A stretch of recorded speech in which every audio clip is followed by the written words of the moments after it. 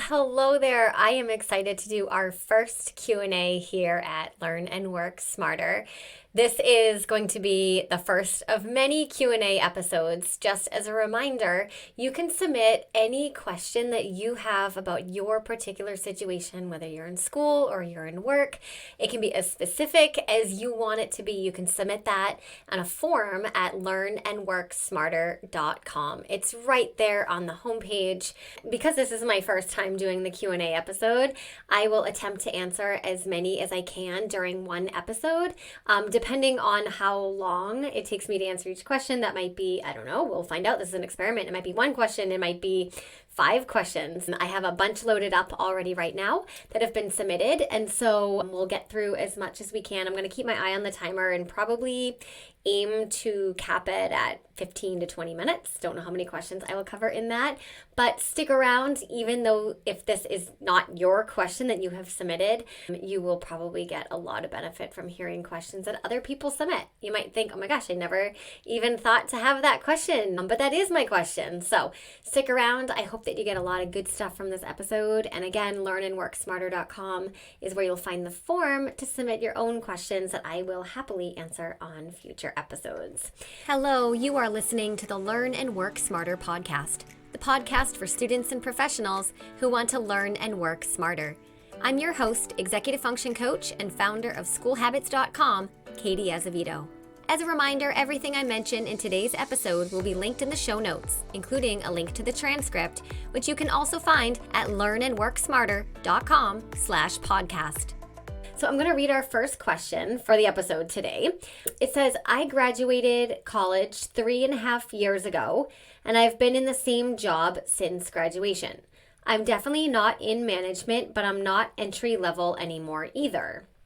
I have 2 people who report to me, and I'm on a team with 5 others. I work from home 2 to 3 days a week and go into the office 2 to 3 days a week. My problem is that I'm constantly interrupted all day long, whether I'm working at home or at the office. I like the people I work with and don't want to make a bad impression, but how can I tell people I'm busy or can't talk? When I'm constantly interrupted, I get so unfocused and it's hard to focus again. Thank you. I love that you're even asking this question. I'm not using any names here, so in case you were worried, like, oh, I want to submit a question, but I don't want them to use my name. A name was submitted on this question, but I'm not going to read it. So if you've submitted this question, you know it's yours. I love this question because it shows that you are valuing your time that's required to do deep thinking and to do work that requires uninterrupted focus. And I think that whether we're students or working, that type of uninterrupted time is undervalued. And I don't think we talk about it enough. You said in your question that you're not in management, but you're not entry level anymore. I would say that you are kind of in management, especially if you said, hold on, what's it say? That you have 2 people who report to me. So that means you do manage 2 people, right? You might not be CEO, right? But you are definitely management. This is not an uncommon issue. The question of like, how do I stop distractions? There's distractions which we, for the most part, have some control over, right? Put your phone in another room, go to some place that's not going to have a lot of distractions. But what do you do when you're at the office? That seems to be your question. And you also work from home. So I'm assuming that some of your interruptions might be coming from messages that you're getting, whether you guys are using Slack or maybe instant messages or emails or phone calls. Because sometimes we can get more focused time when we work at home, depending on like what's in our home environment. Listen, the bottom line is it is okay to tell people that you are busy and can't talk. Especially if you are in charge of 2 other people and you're on a team of, I think you said 5, then I think this is an incredible skill or habit to role model for the people around you. And then who knows, maybe it'll become normalized behavior to say, listen, I'm busy, I can't talk right now, and I can, reach back out to you in an hour, or I can get to that tomorrow, or let's chat at 4 o'clock. I think that we're doing everybody a disservice, ourselves included, and our companies and those we work with. We're doing a huge disservice if we are available 24 hours a day. At the drop of a hat, anybody can come in and demand our time and attention. The reason that does a disservice to the company is that that's time away from the work that we're being paid to do. I know connecting with colleagues and answering phone calls and writing emails and someone just quickly pops in, hey, do you have a minute? We're inclined to say yes because that kind of is good for company culture. It's good for personal relationships, but at the end of the day, it's not good for your actual job, right? So I have a suggestion here. I love the idea of office hours. Of course, I didn't invent the idea of office hours, right? But I love the idea of office hours for work. And I can see this working two different ways. You could be really clear and upfront saying that I am available for drop-ins, emails, phone calls, questions, messages, whatever, between the hours of, let's say, 10 and 12 every day, or Monday, Wednesday, Friday, between the hours of 12 and 2. Okay, whatever you want your office hours to be, okay? But make them really consistent. Say, I'm available to speak or to meet with you and answer your questions on demand, whatever, between these very specific hours. Obviously, if your boss comes knocking, then, you'll drop everything and respond to your boss. But this is for like people on your team and people that you manage. Another approach could be to say, I'm not available on these days from, 10 to 2. Okay, so maybe it becomes known, or you make it known. You just kind of casually, hey, just want to let you know I have a lot of work to do, and this week I'm not going to be available between the hours of 10 and 1. So if you need me, reach me before that or after that. Okay. And you know what? You might get some resistance, but you might not. Chances are people are going to be like, cool. Like, no one cares. Nobody cares. No one's going to go, oh my gosh, I needed you. I really needed you between the hours of 10 and 2, and you were unavailable. If you made it clear that you were going to be unavailable for those times, then somebody can wait. Like, chances are, unless you're, a firefighter here, that there's no actual fire for you to put out. So those are two approaches, saying I'm available 100% for you between these hours each day, or I'm unavailable but for these hours each day. And then be consistent with this, right? The more consistent you are with letting people know that you're available or unavailable for certain days and certain hours, the less you'll have to explain yourself. And if someone has a question, they might be like, oh, I need to ask so-and-so a question. Oh, shoot, it's he's not going to get back to me for an hour. And so maybe I won't reach out for an hour. I know he's busy for an hour. Or let's say that they do send you an email. That doesn't mean that you need to stop what you're doing and instantly reply to the email. Wait until your office hours are done. The office hours you set for yourself. Put them on a sticky note next to your workspace so that you hold yourself accountable. Resist the temptation to respond to an instant message that comes in between your office hours, unless of course it's urgent, it's your boss, but like, hey, do you have a quick sec? You can either not reply, or you can say, hey, actually I don't, but how about 2:00, which might be after your office hours. Does that make sense? I wish more people did this. It would normalize it, and I think that if you start with your people that you manage and your team of 5, then maybe they'll start doing it too. And then maybe it'll just create a company culture of like accepting that people need time in their day to do work and focus.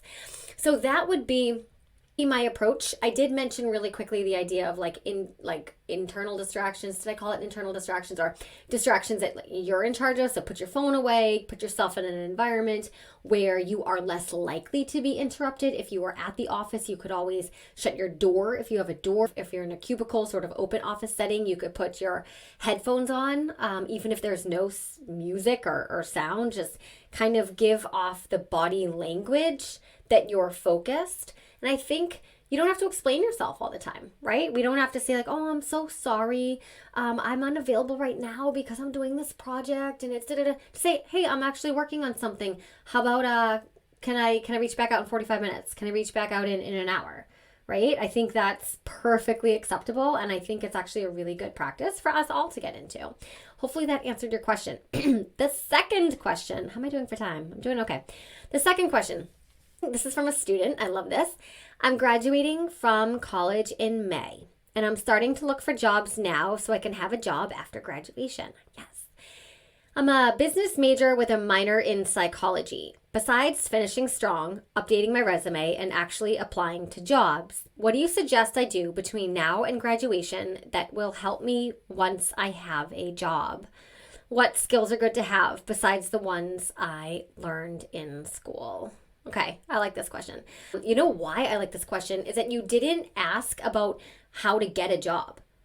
Okay, because that would be a whole different question. And that, I mean, you could have asked that, and there's different strategies there. But you asked how to be successful once you have a job. What skills will help you at your job? Now, you said you're a business major with a minor in psychology. So I'm assuming you're going to do something business, right? It's usually what we do. So I read this question and I liked it, and I immediately had 5 tips for you. And these are strategies that I've written about on schoolhabits.com, the blog, in terms of the skills of the most successful students, the skills that are like life skills. So some of this might be repetitive if you follow the blog at all. But the first tip I have is to be resourceful. That is a skill, to learn how to be resourceful. Resourcefulness is a skill that will lead you to success at whatever job you end up in, okay? Being resourceful means learning how to ask questions if you need clarity, but it also involves learning how to figure things out for yourself. Right? It's one thing, let's say you're at a new job and you don't know how to do something. It's okay to ask. It's okay to say, hey, where can I go for more information about this? I'm struggling with XYZ. Could you help me with this process or whatever? It's fantastic to ask questions. But you're going to be a much more valuable employee if you do some of the legwork first by yourself before you ask your question. So for example, instead of just coming up to your manager and saying, hey, I don't know how to do this. Could you train me on this? You could say, hey, I was confused on this, so I tried A, B, and C. Didn't seem to work. What am I missing? What do you recommend? But show that you took some initiative up front before you went asking questions. Okay, of course, sometimes you need to ask questions right out of the gate, right? And especially if they're right there and the moment is right and you're in a training session, ask questions. But if it's something that you were sent off to go do as part of your job requirement and you don't know how to do it, figure out how to do it. And if you really get stuck, then approach your person who has the information with, hey, I tried this first. Where can I go from here? The next skill that's going to make you a really valuable employee, and it's actually just going to make your job easier, I think, is to be dependable.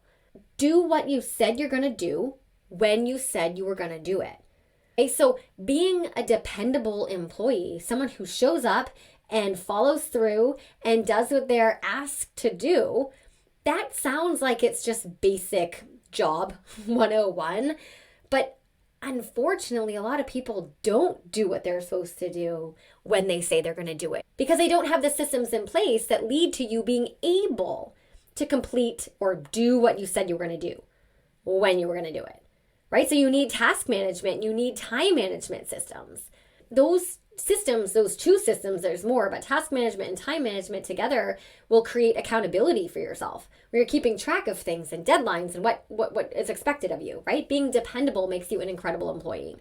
Number 3, being organized. So your digital files and assets, you should have a system for managing the things that are related to your job. You probably have a personal email account, or maybe it's on Google, right? You've got your Google Docs, Google Drive, all your Gmail, whatever. Maybe you're using Outlook, whatever.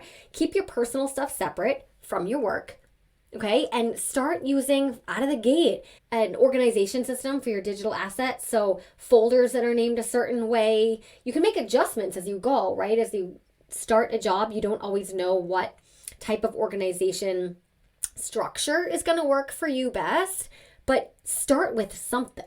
Start naming your files a certain way, using a naming convention. That means that every single time you have a certain type of document, you name it a certain way, what it is or what project it's related to. Okay, if you have a job where there's a lot of like paper things, then have a filing system. It sounds like archaic, but have a filing system for your papers. If you're suddenly meeting a ton of contacts through your job and you're supposed to keep track, I'm just thinking business, like you're supposed to keep track of who's who right? And you have their email, but you need to start keeping track of who these people are and what their connections are and what accounts they're related to, whatever. Maybe you personally need to create a system for keeping track of your network. And eventually you won't need that because you'll know your network, right? But sometimes organization isn't just files and papers, it's people as well, right? Another thing that is related to organization is SOPs. Start organizing or creating and organizing SOPs, standard operating procedures. So if you have a component of your job that is repetitive and you're doing it maybe like every week or once a month, and there's particular steps that you need to follow in order to complete that task, then write them down in a Google Doc. First do this, then this, and this, right? So that way you don't have to reinvent the wheel every time you go and do that task. You don't have to say, oh, what do I have to do? How does this work? What step comes first? It's a checklist of the process that you need to follow for some of your standard job tasks, right? Those are called standard operating procedures, and they can help you really stay organized. Number 4, get a grip on your tasks by creating a task management system. In a previous episode, I covered some basics of task management systems. So your task management system has to be more than a basic to-do list. If you've never used a task management system, you're graduating college soon, so I'm assuming you've used a task management system or you wouldn't be probably successfully graduating college, right? But in the workforce, you're going to need something a little bit different. It's still going to need a place for you to capture all of the things that you need to do, but you might have more projects in the workforce than you did in school versus like assignments that are due in like, one or 2 days. For work, sometimes it's an ongoing project that's like fluid and moving, and there's different people who are involved in different parts of the project, and deadlines get shifted around, and you're working with a team. You might need a task management system that's a little bit more robust than what you used in school. I've mentioned this on previous episodes, and no, I'm not sponsored or an affiliate or anything, but I'm a real big fan of Asana, ASANA. I mean, you can pay for it too, but the free level is like fantastic. The learning curve is really, really simple. That might be something that you could look into, but having a task management system right out of the gate is awesome. And then number 5, I know you're asking what skills would help you be successful at your job. And I really think the skill of self-assessment is critical to be successful at your job, to be successful in relationships, in school, in whatever it is that you are trying to do. So the ability to pause once in a while, I don't know, maybe monthly, right? It depends how often you want to do this. And to say to yourself, what is working? What is not working? What do I want? What do I not want? What do I need more of? What do I need less of? Where can I put in more energy? Where can I remove some of my energy? Where do I need to focus more? The ability to pause and look at our systems and look at how we are operating as a human in our environment, as you in your job, and to say what is working and what's not working. That is a magic superpower, because the opposite of that is just someone not recognizing that things aren't working and then just trying to plow ahead.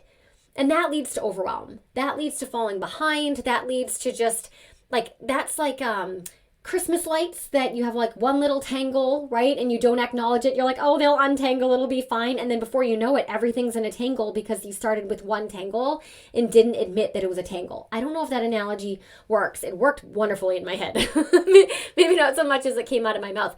But you have to develop the skill of pausing and saying, am I headed in the right direction? And if you are not, be resourceful, which was tip number 1, and make an adjustment.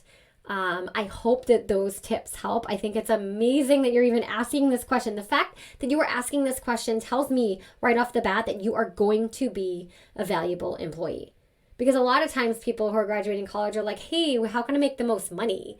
And you're being like, hey, how can I have the most success in my new job? What skills will I need? And you didn't even say a specific job. You're just looking for like human skills that will make you a good worker. And I think that is incredible. Remember, you can submit your own questions at learnandworksmarter.com. There is a form on the homepage. I'm going to wrap up today's episode after these 2 questions. I had one more I thought I would get to, but we are pushing the time limit, so I'll save that one for February's Q&A episode. And please follow the show. Leave a review if you find it helpful. And remember, never stop learning.